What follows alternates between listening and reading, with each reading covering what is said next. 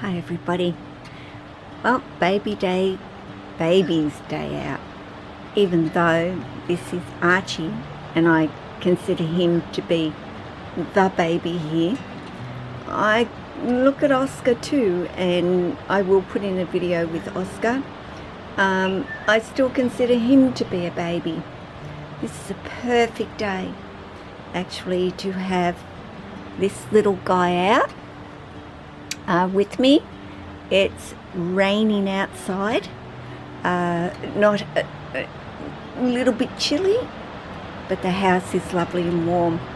Plus, of course, little Archie left me a nice little parcel to clean up in his enclosure or tub, and I'm telling you, it's just not going to be long, and he's going to be needing Oscar's enclosure, and Oscar is going to be needing a bigger enclosure, and it's the way it goes, guys. So you can't just have one size enclosure hanging around your place.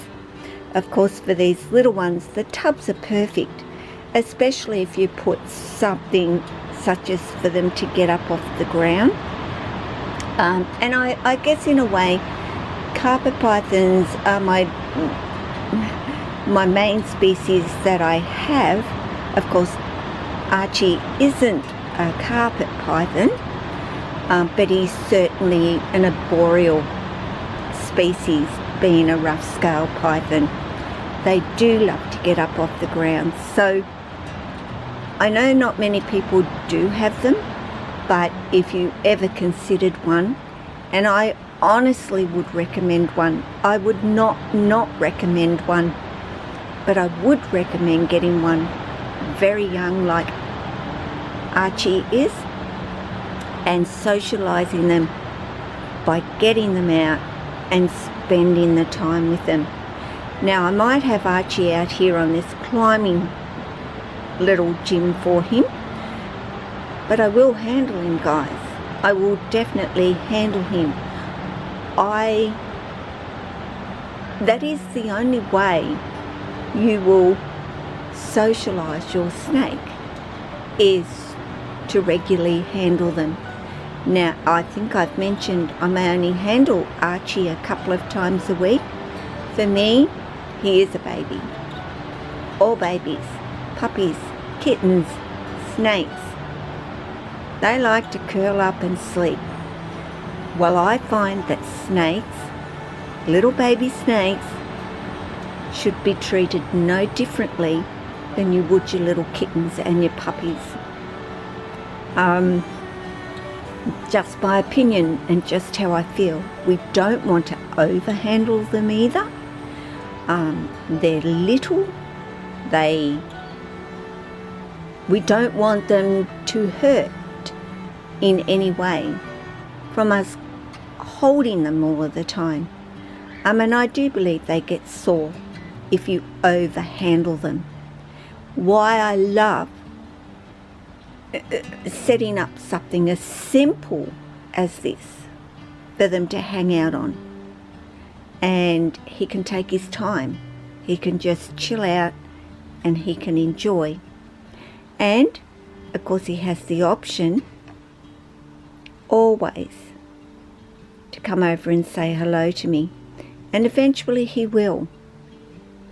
You can see he's not defensive, he's not afraid, he's not jerking back, he's not showing any signs of discomfort or stress.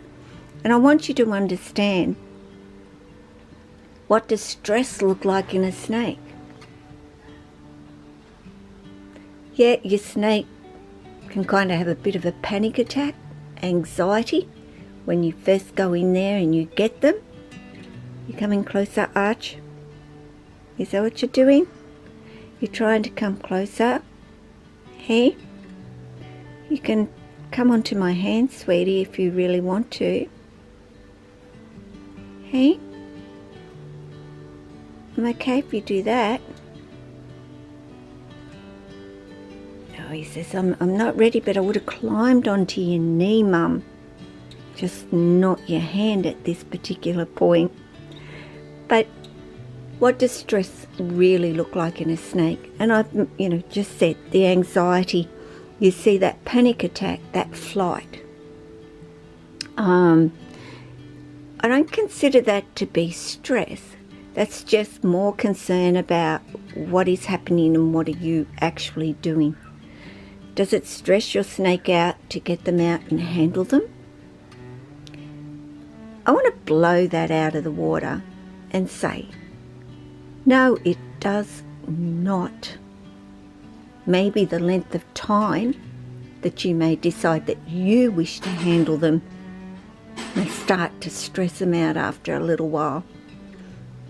But overall, no, I don't believe handling them stresses them out. Stress is when you see a snake, it's not eating, its health isn't well. They suffer with RIs and so forth. And yes, that can be related to your husbandry and your heating and humidity and so forth. But snakes will also get sick because of stress. So, but really, not eating can be down to your heating and so on as well. So it's so hard, isn't it, guys, to understand what does stress look like in a snake. I see fear in them. That is the biggest thing that you will see. Then you go into more complex things you'll see about them as well. Do they want to be in control of what's happening, what's going on around? Do they want to take the lead? They don't want you to be constantly restraining them and moving them around and forcing them to where you don't want them to go. Of course, we've got to keep them safe, but that doesn't mean that we're stressing them. They're getting frustrated, they're getting annoyed. What do? Well, they can't kind of look up at you and say, hey, can you give me a break and just let me move around here, please? What they'll actually do, strike out and bite you. Any animal would, not just a snake. So, to really avoid any of that, I guess, what I'm saying to you is, start handling them at this age. Right from the very, very beginning. Yes, it's much harder to get an older snake to lose that fight if they've already come with it.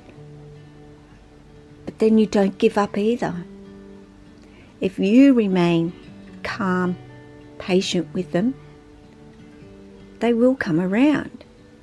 It just will take a whole lot more work.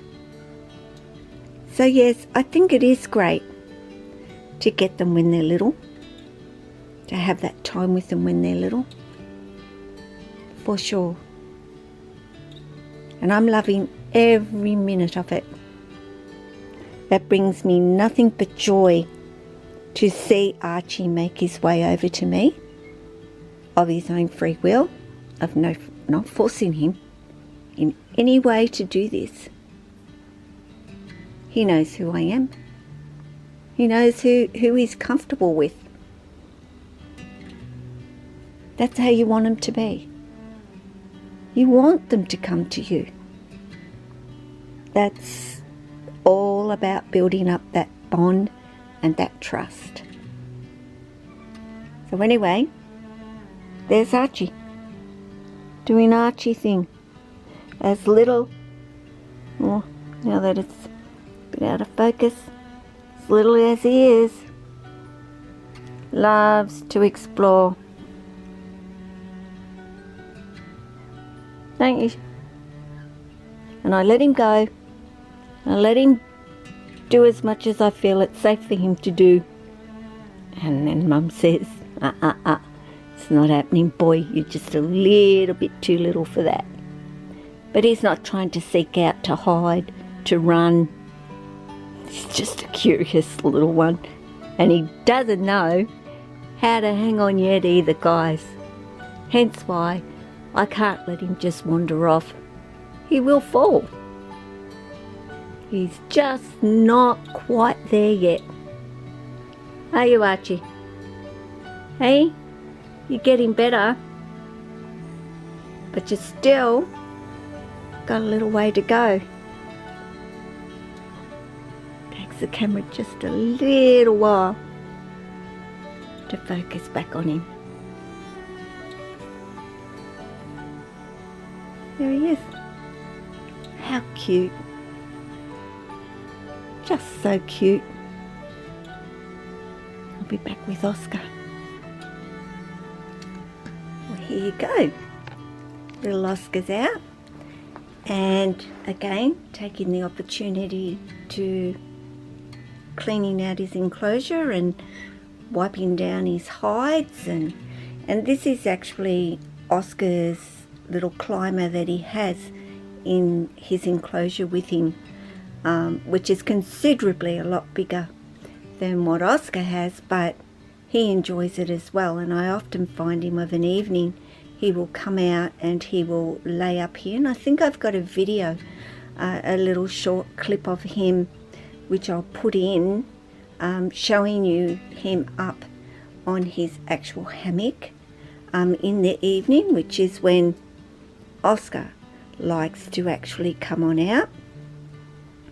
I can see that he's grown already. He's a good little eater as well. But as I said to you, even though Oscar is now coming up 17 months of age, so he's a yearling, but to me he's such a baby. And I guess that's because, you know, we all know Jack had grown into such a beautiful big boy, and so will Oscar. But takes these little, they seem to grow long and skinny, and then of course they girth up and they start to get that size, but it just sometimes seems to take forever. And yes, of course, they're all very different in their growth rates. You know that I'm very much one for the smaller feeder, just a little bit more often, even with Oscar at this particular point. And when I say more often, I'm still a little bit inclined to say I would like you to get that out the other end, buddy, before I go putting another meal in. But you know, he's on average, he eats, and then by 5 days later he's done his business. So I may not feed him that day, but I will feed him the next day. And Oscar will take 2 rat pups at this particular point. I have got fuzzy rats there, which I'm going to offer him this feed and see how he goes. I'm sure he'll do fine, but I don't like offering them anything that shows any like bulge in their belly. It's just not necessary.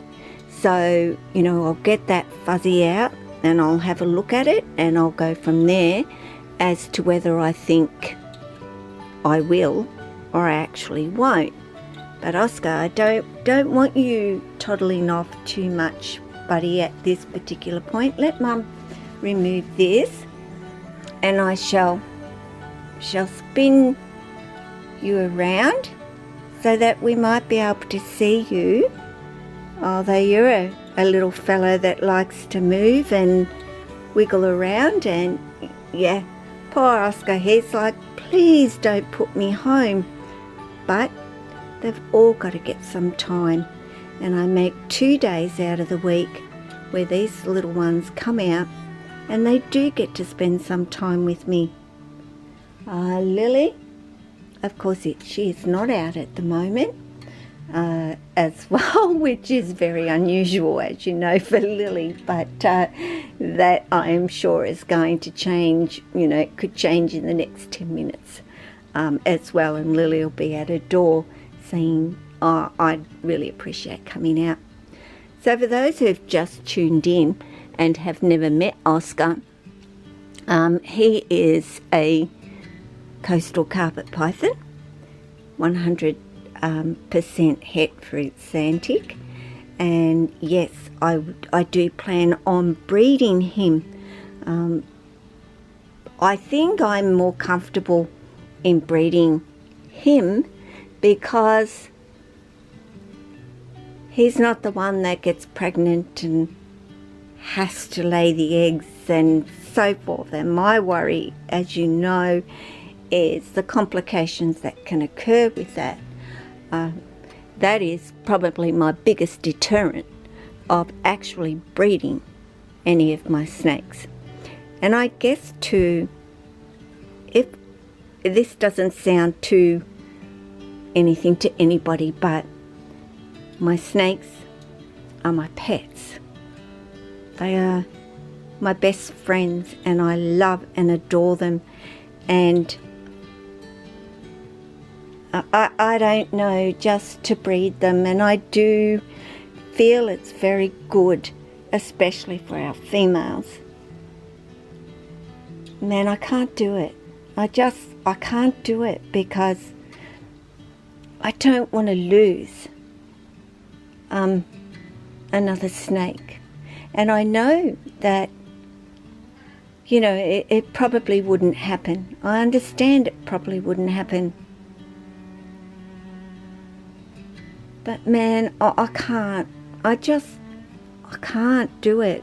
I'm just so many things lately, apart from the fact that I've lost some of my own, but other people, who have had issues, and just sets it more in my head that I don't want to do it. I really don't. So, but this little boy I will, and the person that will have the female is more than happy to bring her up here and get her settled up here in her enclosure and so forth, so that I of course will be able to introduce Oscar to her in her enclosure.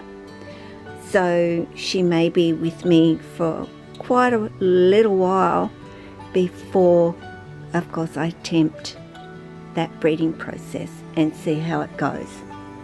I would love to, of course, breed, because he is that 100%, sorry, for Sunny, that is Sunny, making her noise. And I'm just wondering whether the cat has actually walked into the room at this point, which is a big possibility. But yeah, just for the fact he's 100% Zantic, and I would really like to see him produce some little ones. That doesn't mean they'll all be Zantic, but we should get some. And yeah, he's the boy, so I say go for it. Yes, I'm quite happy to breed him, so long as him and the female, of course, get along with each other, which is my job to monitor and make sure all is good with them. But that's a little while away, isn't it, boyo? When he is down doing his thing, he is like, just leave me alone. Let me explore and do what it is that I want to do. But somebody else is actually handling this little man.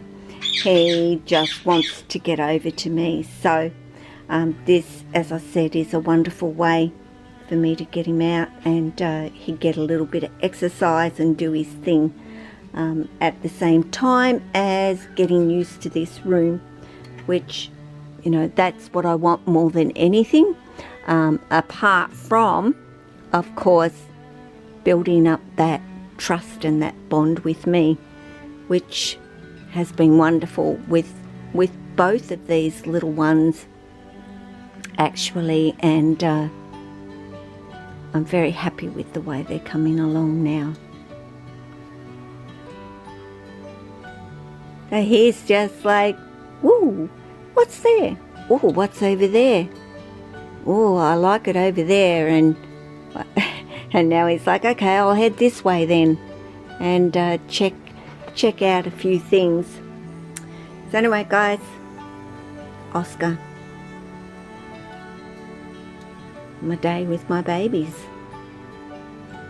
So I hope you enjoyed, and you all take care of yourself and your family, your friends, and your snakes, and keep them safe, and don't let them toddle off too far away.